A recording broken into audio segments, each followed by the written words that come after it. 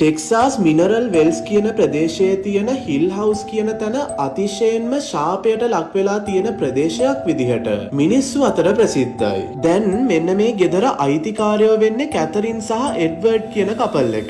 මෙයාලා ගොඩාක් වෙලාවට මේ ගෙදර ආගන්තුකයන්ට රෙන්ට් එකට දෙනවා. මෙහෙම කරන්න මේ හොල්මන් සම්බන්ධ දේවල් ගැන කුතුහලයක් තියන අයට මේකේ ඇත්තම අත්දැකීම ලබා දෙන්න ඕනේ නිසා.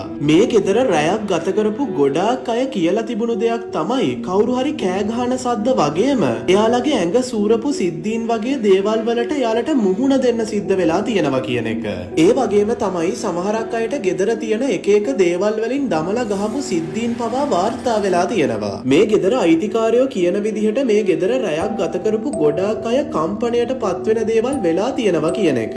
ගොඩාක් අය මේ ගෙදර රැයක් ගත කරන්න හිතාගෙන ආවත් එහෙම ඉන්නේ හරිම අඩු ප්‍රමාණයක් කියලත් මේ පුද්ගලයා කියලා තිබුණා. එක දවසක යාළුවෝ සෙට් එකක් නිකන් ආතල් එකට වගේ මේ හිල් හවුස් එක පැත්තට යන්නේ මේ දේවල් ඇත්තද කියලා බලන්න ලොකු කුතුහලයක් ආපු නිසා.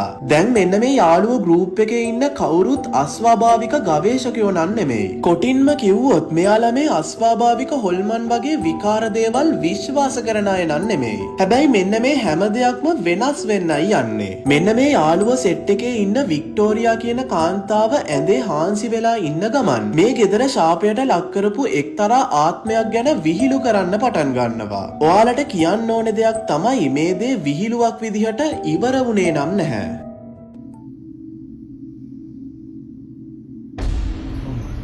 As you can see, she was yanked off the bed. This was not a fall.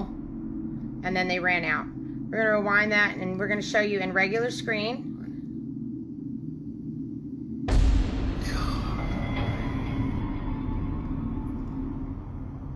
මොකක් හරි දෙයක් වික්ටෝරියාව ඇඳෙන් එළියට ඇදලා ගන්නවා ඔයාලට පේන්න ඇති. මේ සිද්ධියට මේ යාළුවෝ සෙට් එකම කලබල වෙන්න පටන් ගන්නවා. වාසනාවකට වගේ මේ හැම දෙයක්ම කැමරාවේ රෙකෝඩ් වෙලා තියෙනවා. වික්ටෝරියා ආපහු නැගිට්ට ගමන් මේ සෙට් එකම එළියට දුවන්න තීරණය කරනවා. කොටින්ම කිව්වොත් එක්කෙනෙක් බය වුණු පාර එයාගේ ෆෝන් එකත් කාමරය ඇතුලේ දාලම තමයි දුවන්නේ. දැන් පැයකට විතර පස්සේ පාන්දර 3ට විතර ඩ්‍රිව් කියන පුද්ගලයා මේ අස්වාභාවික සිද්ධීන් ගැන පරීක්ෂණයක් කරන්න තීරණය කරනවා. එයා අර සිද්ධිය වුණ කාමරයට ඇතුල් වෙලා හරිම ආක්‍රමණශීලී විදිහට අර ආත්ම සමාච්චල් කරන්න පටන් ගන්නවා. එයා මේ ආත්මය බියගුල්ලෙක් කියලා විහිළු කරන්නත් පටන් ගන්නවා. ඒ වගේම මේ පුද්ගලයා කියනවා මේ ආත්මයට ඕනෙම කෙනෙක්ට පහර දෙන්න ඕනේ නම් ඇයි මේ ආත්මය පුරුෂයන්ට පහර නොදෙන්නේ කියලා.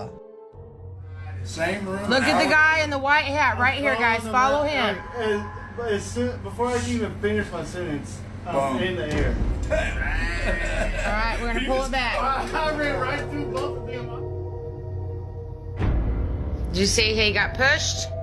එයා මේ දේවල් කියනවත් එක්ක ඩ්‍රිව්ගේ ප්‍රාර්ථනාව ඉෂ්ට වෙනවා. මොකක් හරි දෙයක් හරිම ප්‍රචණ්ඩකාරී විදිහට මේ පුද්ගලයාට පහර දෙනවා. මේත් එක්කම මෙතන ඉන්න එයාගේ යාළුවෝ දෙන්නත් කාමරෙන් එළියට දුවන්න තීරණය කරනවා. මෙතන තවත් අමුතු දෙයක් වෙනවා ඔයා එක දැක්කද කියන්න දන්නේ නැහැ. ඩ්‍රිව් වගේම එයාගේ යාළුවා මේ කාමරෙන් එළියට දුවනවත් එක්ක මොකක් හරි දෙයක් එයාලගේ පිටිපස්සේ තියෙන දොර වහනවා කැමරාවේ සටහන් වෙලා තියෙනවා. ඔයාලා මේක ටිකක් zoom කරලා බැලුවොත් ඔයාලට පේනවා දොරේ හැන්ඩල් එක හරිම අද්භූත විදිහට සෙලවෙනවා. හරියට නිකන් කවුරු හරි එක අදිනවා වගේ. මෙන්න මේ සිද්ධීන් එක්ක හිල් හවුස් කියන ප්‍රදේශය ජාතික පිළිගැනීමට ලක් වෙලා තියෙනවා. කොටින්ම කිව්වොත් මේක නිවුස් වල පවා ගිහිල්ලා තියෙනවා. ෂාන් ගිගී කියන්නේ ලෝකල් නිවුස් රිපෝටර් කෙනෙක්. ඔහු වැඩ කරන්නේ WFFA එකේ. මේ පුද්ගලයාත් හිල් හවුස් එකට යන්නේ මේ ගෙදර අයිතිකාරයෝ දෙන්නව ඉන්ටර්විව් කරන්න හිතාගෙන. හැබැයි මෙන්න මේ පුද්ගලයා හිතපු නැති දෙයක් තමයි එයාටත් මේ වගේ අద్භූත සිද්ධියකට මුහුණ දෙන්න වෙයි කියලා. මේ හැම දෙයක්ම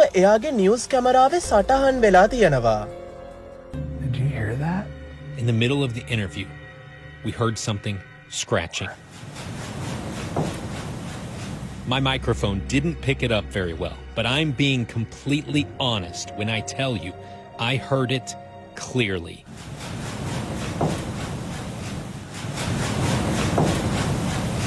මෙන්න මේ හිල් හවුස් එකේ තියෙන කම්පනකාරී සිද්ධීන් කවදාවත් අඩු වෙලා නැහැ කියලා වාර්තා වෙලා තියෙනවා. මතකද වික්ටෝරියාව ඇඳෙන් තල්ලු කරපු සිද්ධිය? මේ සිද්ධිය වෙලා අවුරුද්දකට පස්සේ වික්ටෝරියා ආයෙත් හිල් හවුස් එකට එනවා. දැන් මෙන්න මේ වෙලාවේදී මොකක් හරි දෙයක් එයාගේ පිට සූරලා තියෙනවා. නිකන් සූරලා නෙමෙයි, ඒ සූරපු පාරට එයාගේ ෂර්ට් එකේ ලේ ගෑවිලා තියෙනවා.